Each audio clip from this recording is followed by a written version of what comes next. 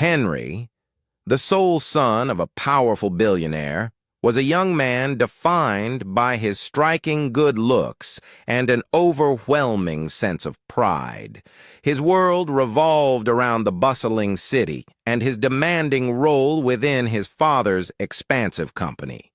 Yet, a change of scenery awaited him one particular weekend as he journeyed to a tranquil village to visit his uncle, who had recently celebrated the birth of a new child.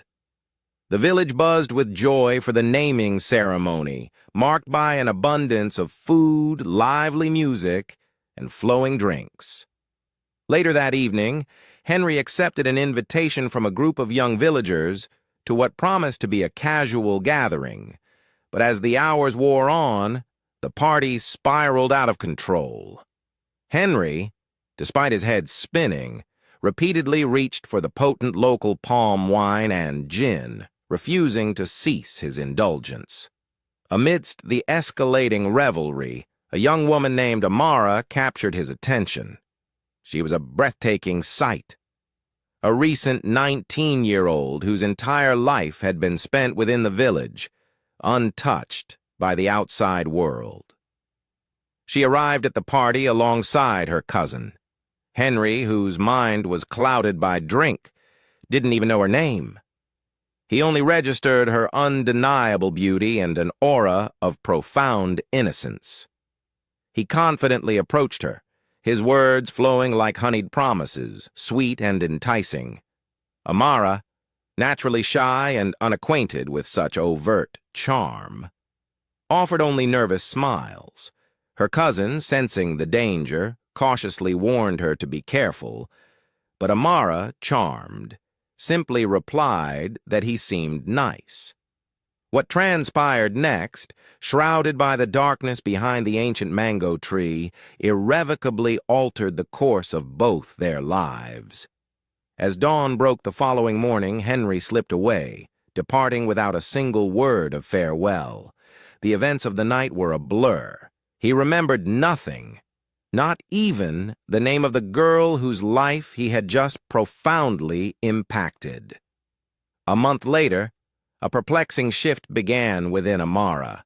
She experienced a persistent malaise, struggling to eat, finding herself unable to work effectively, and battling waves of morning sickness.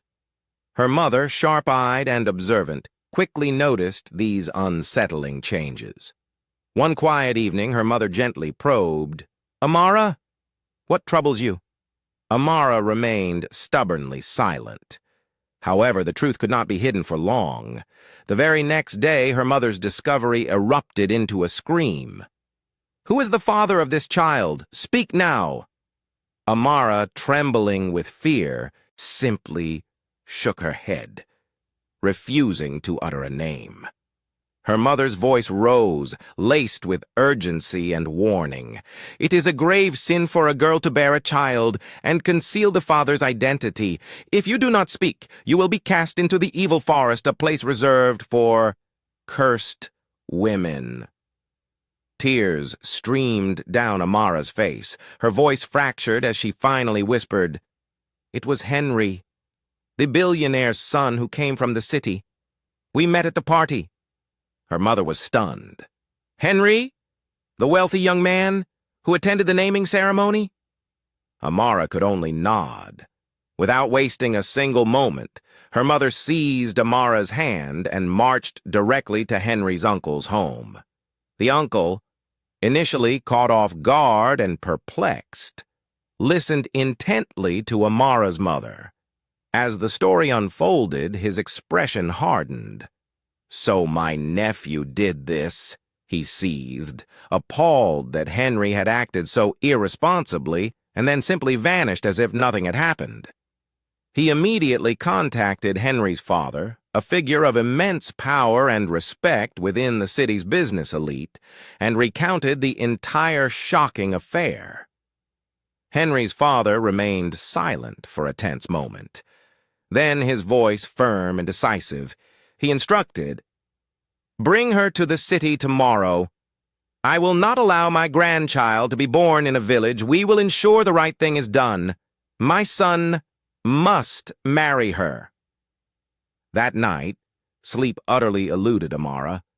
The prospect of venturing into the unfamiliar city, of navigating the complex etiquette of a rich man's household, filled her with overwhelming apprehension. Her mother spent the entire night in fervent prayer, imploring divine protection for her daughter. The following morning, as the sun rose, they set out on their journey to the city. Upon their arrival at the billionaire's imposing mansion, Amara's heart pounded against her ribs. Moments later, Henry descended the grand staircase, still in his relaxed attire of shorts and slippers, and froze at the sight of Amara. His father wasted no time. "Henry," he declared, his voice firm, "this is the girl you got pregnant. You will marry her. I will not let my blood grow up in shame." Henry recoiled, shouting, "No, I don't even remember her." His father's voice rose to match his. "But you did it, and you will face the responsibility." Amara remained silent, her eyes welling with unshed tears. Henry looked at her, confusion warring with a strange flicker of recognition. Something in her gaze, a subtle curve of her smile, began to stir a dormant memory. Piece by agonizing piece, the fragmented night returned to him, the shadowy embrace of the mango tree, the lingering trace of a sweet, unfamiliar perfume, the gentle cadence of her voice. The undeniable truth crashed over him. He had indeed been with her that night. His defiant posture crumpled, replaced by profound shock and shame. His father's decree was immediate and unyielding. The marriage was to take place in 2 short weeks. Far from being treated as an honored guest, Amara was relegated to the maids' quarters, dressed in worn, ill-fitting clothes, and made to feel like an utter disgrace. Mrs. Williams, the billionaire's wife, harbored an intense loathing for Amara. She was convinced Amara was nothing more than a calculating gold digger, a village girl who had cunningly ensnared her son with a fabricated pregnancy. Each night, Amara wept herself to sleep. Henry, for his part, maintained a chilling silence, treating her as if she were utterly invisible. Yet, beneath his outward disdain, a profound self-loathing festered. The burden of his actions and the ensuing shame weighed heavily upon him. The wedding itself was a hurried affair, attended by only a handful of essential guests. Amara wore a borrowed gown, a stark contrast to Henry's grim, unsmiling countenance. Once the perfunctory ceremony concluded, Amara was moved from the maids' quarters to a formal guest room within the sprawling mansion. But even there, solitude was her constant companion. She ate alone, walked alone, and wept alone, the vast mansion feeling less like a home and more like an opulent prison. Yet not once did she voice a complaint. Instead, she found solace in prayer each night, seeking peace and the strength to endure. One quiet evening, as Amara walked through the mansion's sprawling gardens, Henry observed her from his balcony above. It was then, for the very first time, that he truly saw her. Though she appeared weary and fragile, she moved with an unwavering, quiet dignity. A subtle, profound shift began within his hardened heart. He recalled the raw innocence she possessed that fateful night, the gentle sound of her laughter. A harsh truth dawned on him. She was not the architect of this predicament. He was. She had coerced nothing. He was the one who, in his drunken folly, had acted so irresponsibly. That very night, compelled by an unfamiliar urge, he walked to her door and rapped softly. When Amara opened the door, her eyes widened in profound surprise at the sight of him. "I'm sorry," Henry said, his voice hesitant. For everything. She stared at him. You don't have to apologize, she murmured. I'm fine. Henry looked away. But I must, he insisted, his gaze fixed on the floor. I never even asked how you were. I simply pretended. None of it had happened. I am truly sorry. Amara simply nodded, her voice a soft whisper as she said, I forgive you. In that single, fragile moment, everything shifted. For the first time since their fateful encounter, Henry sat beside her. They spoke tentatively at first, then with increasing ease. There were even a few hesitant laughs. Slowly, tentatively, they began the arduous process of truly knowing one another. Yet, just as the fragile shoots of understanding began to sprout between them, an unforeseen storm erupted. Later that very week, Mrs. Williams, Henry's mother, burst into Amara's room without a knock, her presence an unannounced invasion. Her face was a mask of cold fury.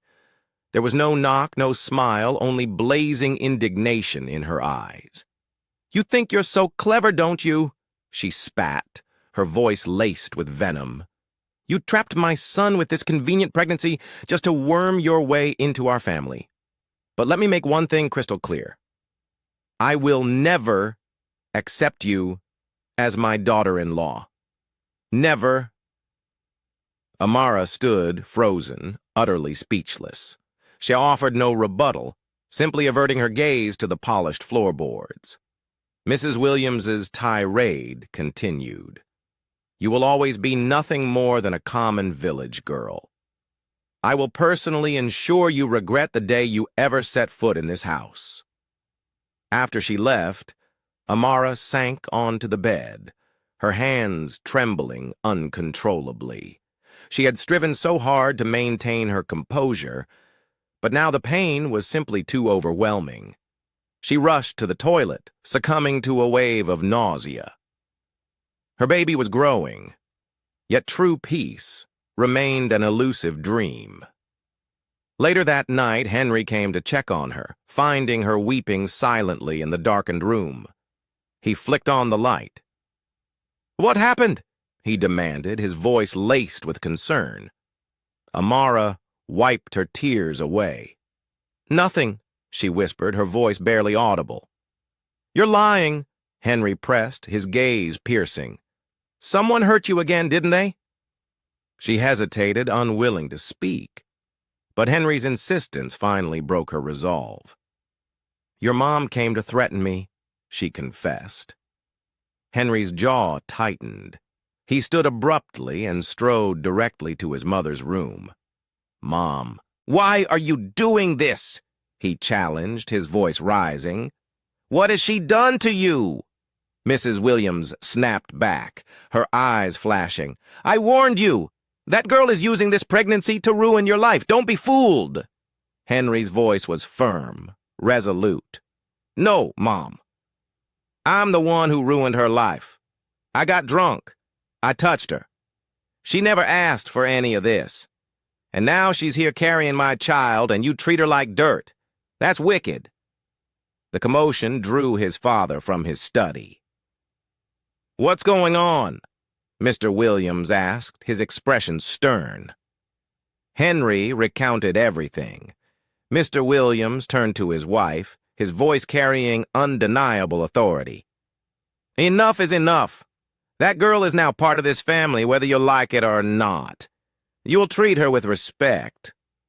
Mrs. Williams hissed a sharp breath and retreated, slamming her bedroom door shut. Henry returned to Amara, his expression softening. From now on, he told her, if anyone treats you badly, you tell me immediately. From that day forward, Henry began to assume the role of a husband, at least in public. While he was still uncertain of his true feelings, something deep within him was undeniably softening. One weekend, he accompanied Amara to her very first prenatal checkup, The doctor, smiling warmly after the ultrasound, announced, "Your baby is healthy, strong heartbeat. About 3 months now." Amara's face lit up with a genuine smile, the first she had worn in weeks. Henry looked at her, and a small, tender smile touched his own lips. However, trouble loomed. News of Henry's marriage reached Vanessa, an arrogant, wealthy socialite who had always seen herself as Henry's inevitable bride. She was incandescent with fury. Her father was a powerful senator, and she believed no village girl could ever compete with her. She sent a scathing message to Henry. "How could you abandon me for that thing from the bush?" Henry ignored her, but Vanessa was relentless. One evening, Amara went to the supermarket with a driver. As she stepped out of the car, Vanessa intercepted her. "So, you're the one carrying Henry's baby," she sneered, her gaze contemptuous. "You're even uglier than I imagined." Amara remained silent, her eyes fixed on the ground. Vanessa gave her a slight, deliberate shove. "Let me tell you something," she hissed. "I will make sure you disappear. Henry is mine. You're just a mistake. A dirty mistake." Amara's eyes welled with tears, but she uttered not a single word. She simply walked back to the car and cried silently for the entire ride home. That night, Henry saw the profound sadness clouding her eyes once more. "What happened this time?" he asked, his voice laced with growing concern. She recounted every word of Vanessa's cruel encounter.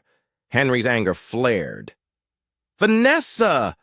She did that!"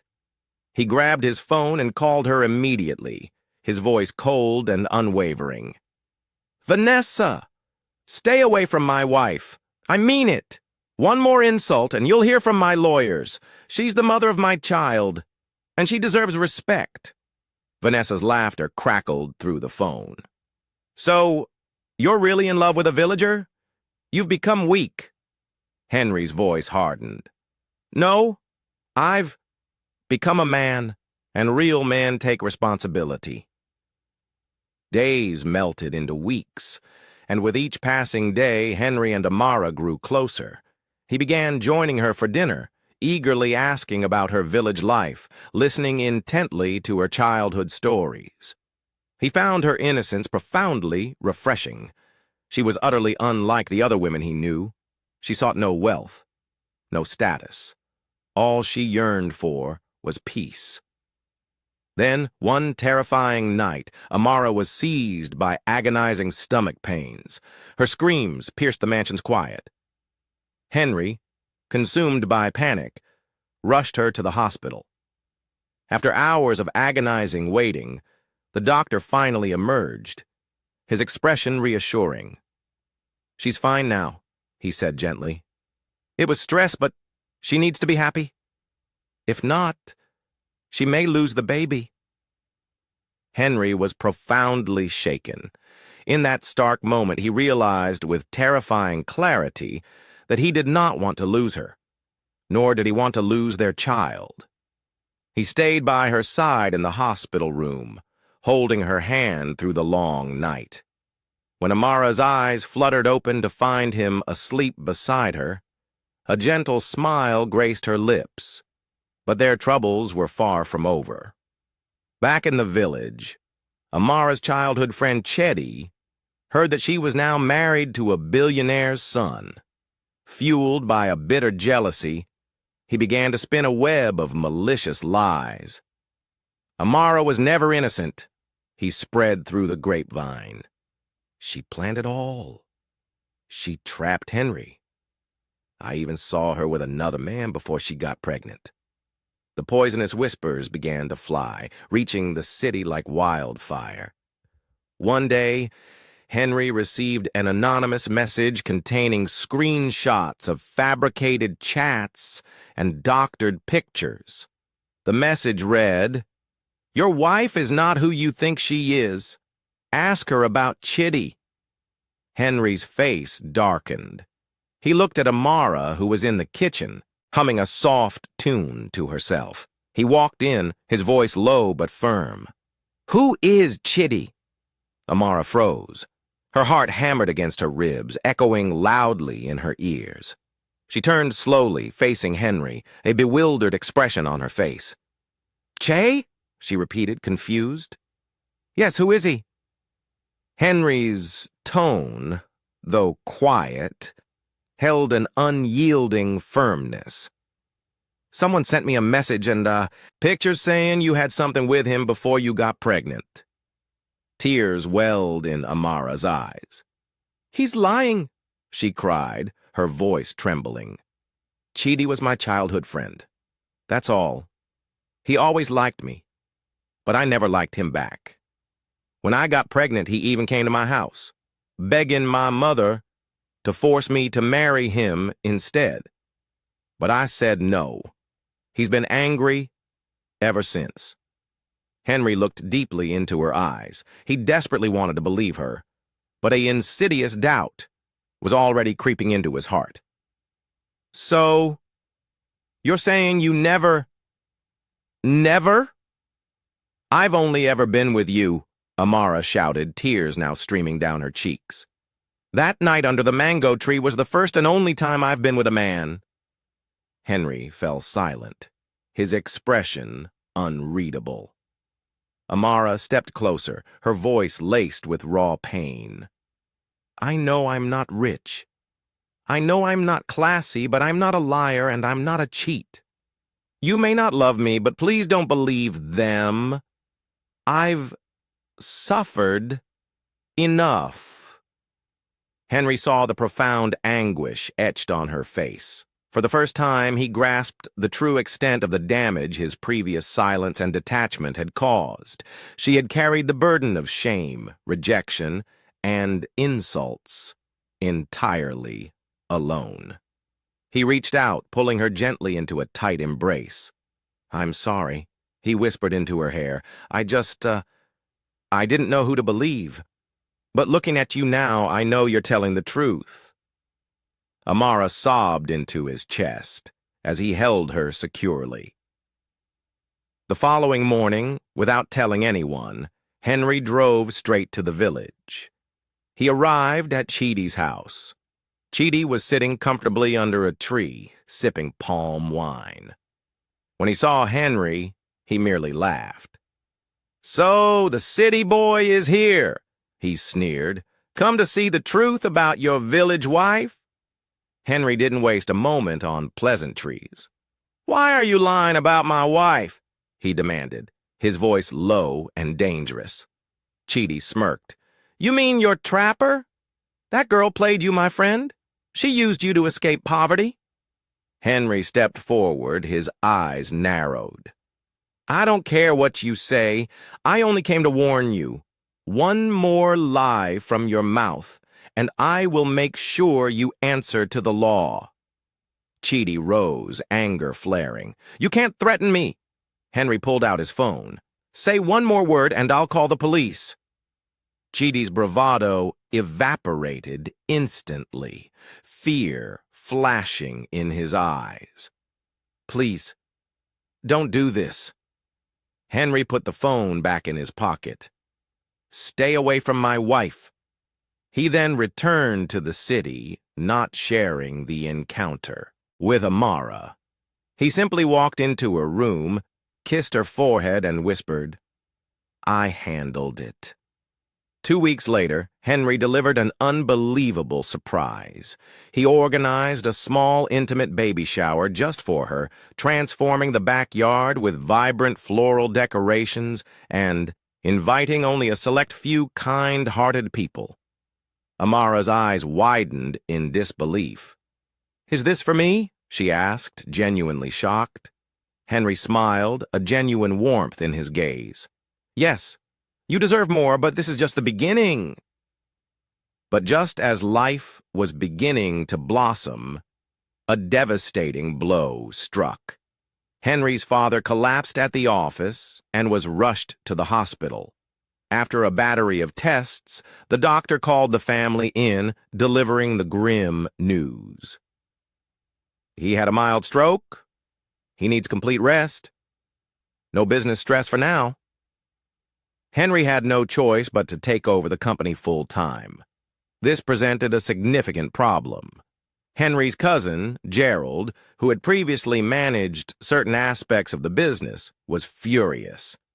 "So now that Uncle is sick, you just step in and take everything?" he complained bitterly. Henry ignored him, his focus solely on salvaging the company. But Gerald harbored other darker plans. One evening, Amara was alone at home when Gerald came to visit. He smiled, acting deceptively pleasant. "I came to check on you," he said smoothly. Amara, ever polite, welcomed him. But as soon as the housemaid left the room, Gerald's charming smile twisted into something sinister. He moved closer, uttering something truly shocking. "You're beautiful, Amara. Too beautiful for a village girl. I've always liked you. Why settle for Henry when you can have me?" Amara immediately stood up, her voice firm. "You're mad! Leave my house now." Gerald merely laughed. "You're brave, but be careful. I can destroy you and your baby with just one lie. Think about it." Then he left. Amara was left trembling. She waited for Henry to return and recounted every detail. Henry's fury was immediate and intense. "That idiot came here to disrespect you." He grabbed his phone and called Gerald. "Stay away from my wife, or I'll finish you." Gerald's defiant laugh echoed through the phone. "You think you're strong? Watch your back." From that day forward, strange and unsettling events began to plague the company. Fabricated documents mysteriously appeared. Significant sums of money vanished without a trace. Henry bore the brunt of the blame. Whispers began to circulate. Maybe he's not ready to lead. One ominous night, police officers arrived at the mansion with a search warrant. "We received a report of fraud involving the Williams Group," one officer stated. "We're here to check some files." Amara's heart seized with panic, but Henry, outwardly at least, remained calm. Yet deep inside, his heart was a-breaking. Someone was trying to destroy him. Later that week, Gerald held a clandestine meeting with several board members, vehemently asserting that Henry was reckless and unfit to lead. "He married a poor, illiterate village girl," Gerald argued, "and now the company is under investigation. He's not fit to lead. That wife of his is a witch." Henry found himself battling fiercely to clear his name, yet he felt utterly isolated, unsure of whom he could truly trust anymore. Amara, however, stood by him like an unshakable pillar, offering unwavering support every step of the way. "No matter what happens," she declared, her voice firm, "I believe in you." Meanwhile, Vanessa was far from finished. Ever since Henry had warned her to stay away from Amara, she had simmered with a potent blend of fury and indignation. She simply could not fathom that Henry, the man she had proudly paraded before her friends as her future husband, had chosen a bush girl over her. A girl with no fashion sense, no class, merely because she had become pregnant. Vanessa felt profoundly insulted, and so she made a grim decision. If she couldn't have Henry, then she would obliterate him and the girl who had stolen him. She began to work meticulously behind the scenes. First, she cultivated a close relationship with Gerald, Henry's embittered cousin. She offered to help him bring Henry down. "You want the company?" she proposed, a chilling glint in her eyes. "I want Henry out of this life." Gerald laughed, a conspiratorial sound. "We want the same thing." Together they concocted a wicked plan. Vanessa then contacted a network of corrupt journalists, paying them handsomely to publish scandalous fake news stories about Amara. Headlines like, "Henry Williams married a gold digger who was once a village prostitute," and "Billionaire's wife secretly dated cousin before pregnancy," began to proliferate online. The accompanying pictures were fake, but the fabricated stories spread like wildfire. The media had a field day, and social media, in particular, became a cesspool of vitriol. People hurled insults at Amara, calling her names she had never even heard before. Henry arrived home one evening to find Amara curled up on the bed, sobbing uncontrollably. Her phone lay beside her, open to one of the damning news blogs. "Henry," she choked out through her tears, "they're saying horrible things about me. I didn't do any of these things, I swear." Henry's face flushed with incandescent anger. He snatched up her phone, scrolled through the malicious lies, and then slammed it back onto the table. "Enough is enough," he roared. "I know who's behind this." He stormed out of the room immediately and drove straight to Vanessa's house. When Vanessa opened the door, she offered a smug smile, clad in a short silk gown. "Well, well, look who came running back," she purred. Henry offered no smile in return. He didn't even step inside. "Take down every lie," he commanded, his voice raw with fury. "Call your people. End this nonsense now." Vanessa folded her arms, defiance etched on her face. "Why? So you can go back to your bushwife and live happily ever after?" "Never. You hurt me, Henry, and now you're paying the price. That girl destroyed everything." Henry stepped closer, his voice cutting through her words. "No, Vanessa. You destroyed everything with your pride and jealousy. What you're doing is evil, and I won't let you win." Vanessa's voice cracked. "I loved you." "No," Henry countered, his gaze unwavering. "You loved my name, my money, my position. That girl you insult has more dignity than you ever had." Vanessa's eyes welled with tears. "You'll regret this."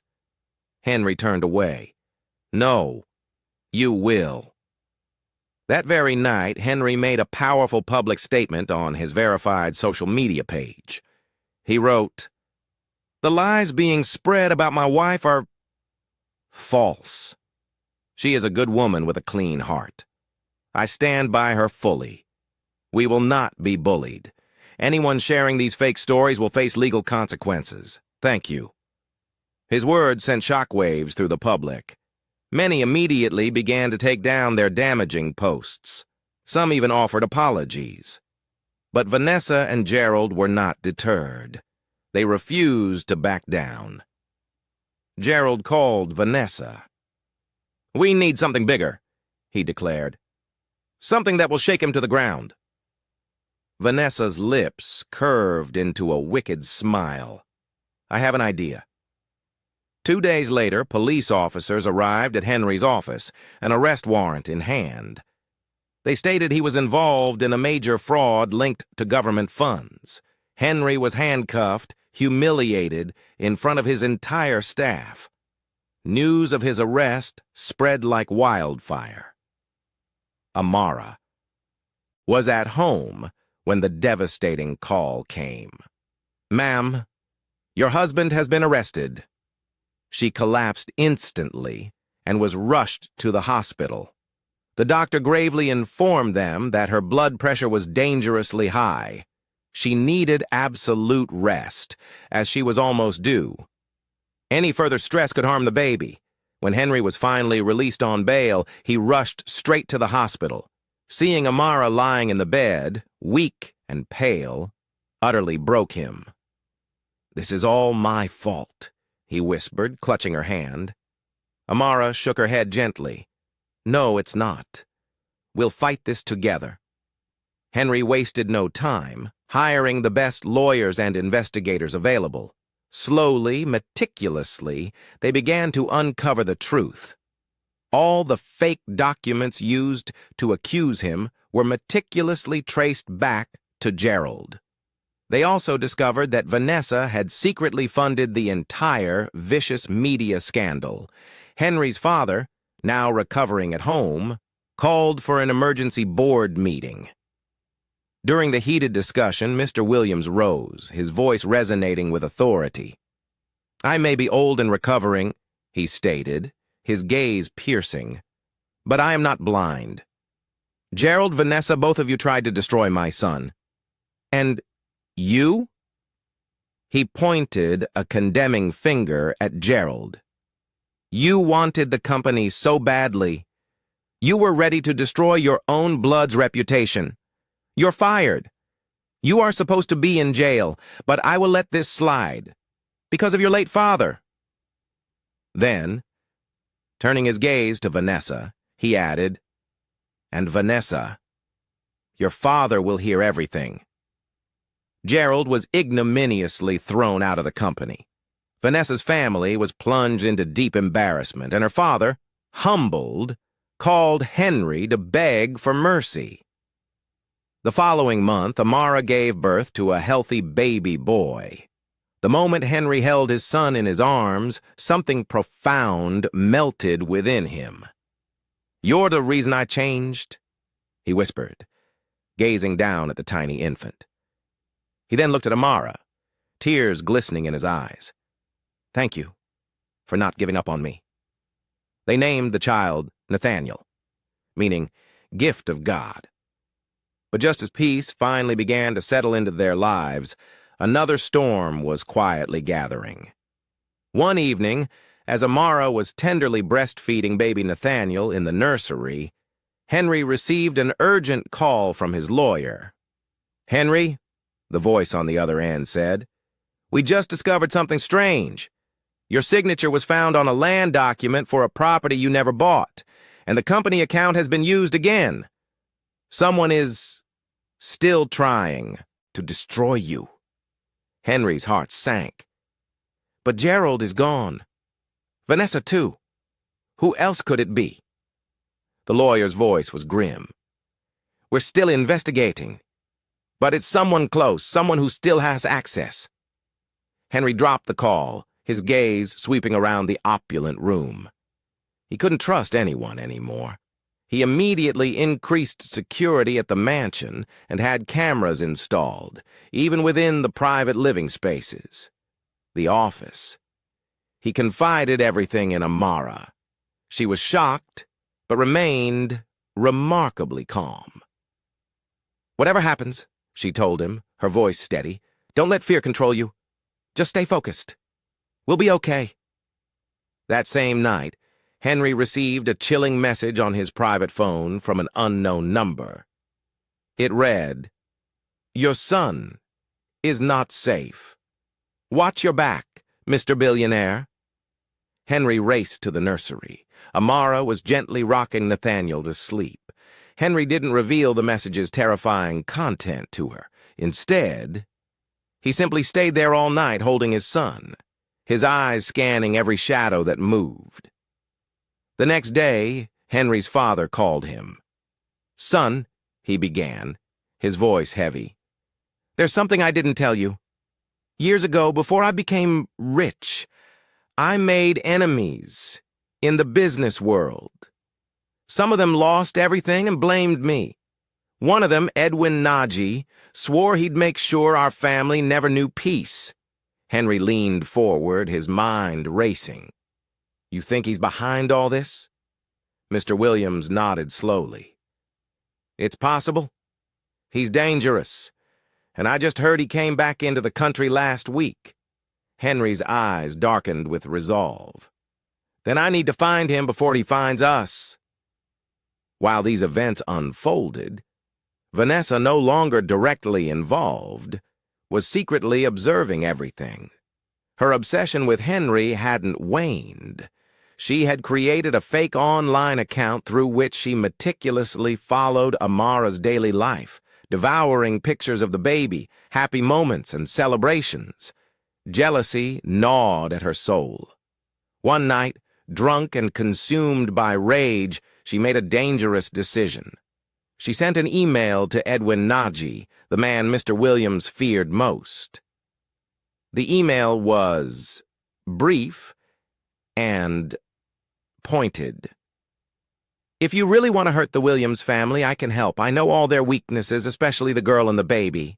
With a trembling finger, she hit send. 2 days later, strange men were seen loitering suspiciously near Henry's mansion. The security guards noticed them, but dismissed them as mere street beggars, until one night they made their move. At 2 a.m., as the entire house slept soundly, 4 masked figures scaled the back fence. They swiftly made their way into the compound and headed straight for the nursery.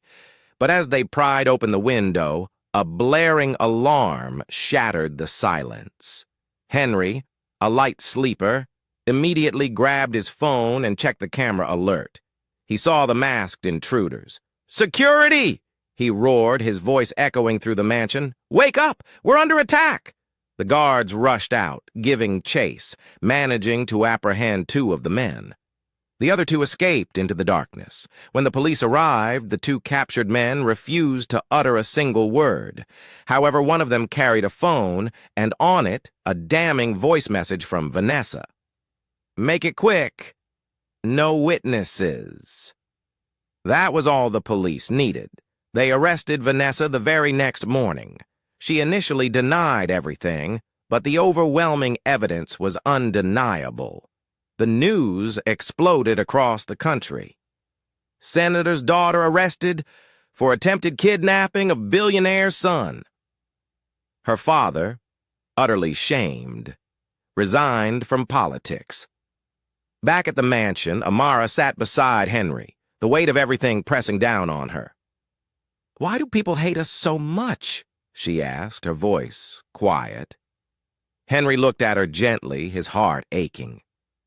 "Because you came from nothing, and now you have everything. And some people just can't stand to see a woman like you win." Amara offered a faint smile. "But I didn't want anything. I only wanted peace." Henry took her hand. "And now you'll have it. I promise." Henry knew it was time to end the games. He immediately hired the best security firm in the country and launched a private investigation into Edwin Naji. If that man was truly behind everything, Henry was determined to expose him. He also brought Amara's mother to the city, ensuring her safety. The woman was treated like a queen, and for the first time in her life, she slept on a soft bed with air conditioning.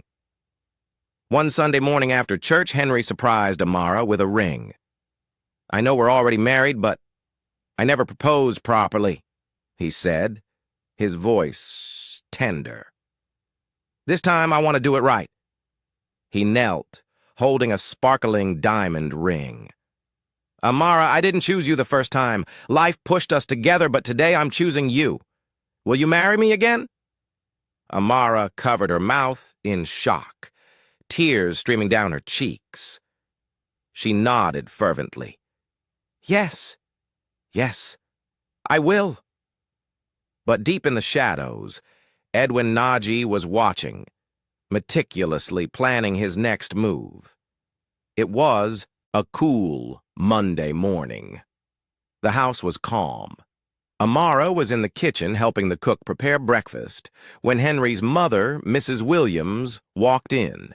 She stood at the entrance for a few seconds, observing silently, her eyes brimming with unconcealed bitterness. Amara turned, offering a polite greeting. "Good morning, Ma." Mrs. Williams offered no response. Instead, she took a deep breath and delivered words that shook Amara to her core. "You're a witch," she said coldly, her voice laced with venom. "Since my son married you, it's been one problem after another. First your pregnancy, then your village drama, then the police case, Now kidnappers. You even brought your poor ugly mother to this house. This is the reason I never like you people. Poor people always like to take advantage of the rich."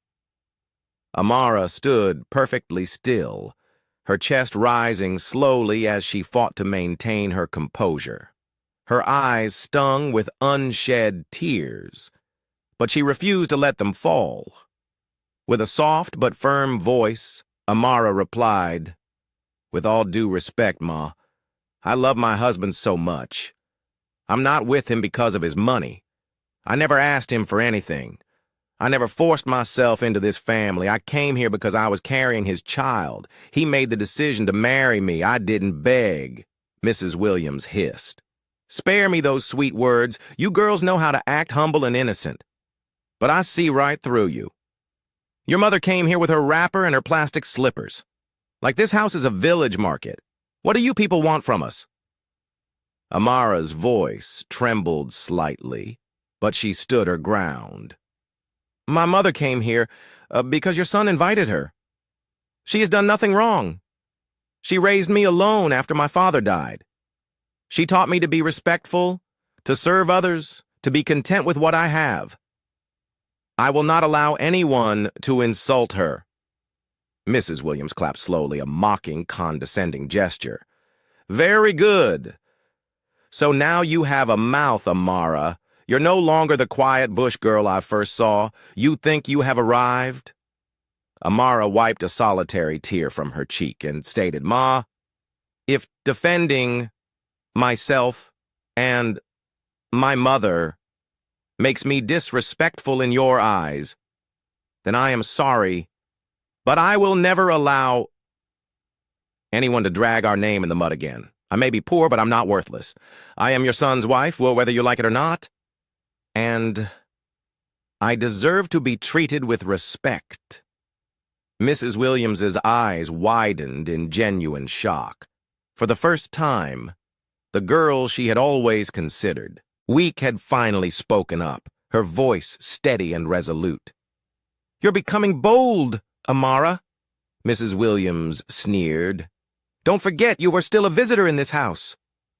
"I'm not a visitor," Amara retorted, her voice firm. "I'm his wife, and I'm here to stay." Just then, Henry walked into the kitchen. He had heard every word from the corridor. He looked at his mother, his voice calm but unwavering. "Mom, why are you always trying to push my wife away?" Mrs. Williams turned to him, disbelief etched on her face. "So? You're now defending her against your own mother?" Henry nodded. "Yes, because she's the only one who stood by me when the whole world turned against me. She's the mother of my child, and she deserves peace in her own home." Mrs. Williams folded her arms, her lips a thin line. "So now I'm the problem?" "No, Mom," Henry replied. "The problem is pride. You want to control everything and everyone, but this is not your marriage. It's mine." She turned angrily and stormed out of the kitchen without another word. Henry walked to Amara and gently hugged her. "I'm sorry you had to go through that again," he whispered. "You don't deserve this." Amara held back her tears. "I just want to live in peace. I'm tired of fighting." Henry kissed her forehead. "I know, and I promise no one will treat you like this again. Not even my mother." Later that day, Henry sat down with his mother in the living room. "Mom," he began, his voice serious, "if you can't respect my wife, I'll ask you to leave this house for a while." She gasped, utterly aghast. "You'll throw your own mother out?" Henry nodded slowly. "For my family's peace, yes." Mrs. Williams looked at him for a long, hard moment. Then she stood up and said, her voice strained, "You've changed," Henry replied. "No, I've grown." She picked up her bag and left the mansion, her pride still intact. But deep inside, she felt profoundly shaken. Her son had chosen his wife over her, and for the first time, She began to wonder if perhaps she had indeed gone too far. Gerald sat alone in a dark corner of a small hotel room, his face contorted with unbridled hatred. The once proud cousin of Henry, who used to wear expensive suits and drive company cars, now wore cheap shirts and reeked of sweat and frustration. He slammed his fist onto the table, muttering to himself, "They removed food from my mouth. Me? Gerald Williams. After all I did for that company? After all I sacrificed? That Bush girl entered our family like a snake. And now I've lost everything. They will pay. All of them." He picked up his cracked phone and dialed a number. "Hello, it's time. I want you to bring the explosives. No more delay." His plan was sheer madness. He had teamed up with one of Edwin Naji's most ruthless men, and together they intended to destroy Henry completely.